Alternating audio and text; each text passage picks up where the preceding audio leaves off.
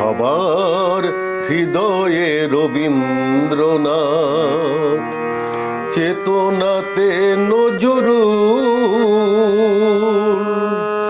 যতই আসুক বিঘ্ন বিপদ, যতই আসুক বিঘ্ন বিপদ, হাওয়া হোক প্রতিকূল। এক হাতে বাজে অগ্নি বীণা, কণ্ঠে গীতাঞ্জলি। হাজার সূর্য চোখের তারায় আমরা যে পথ চলি, সবার হৃদয়ে রবীন্দ্রনাথ, চেতনাতে নজরুল।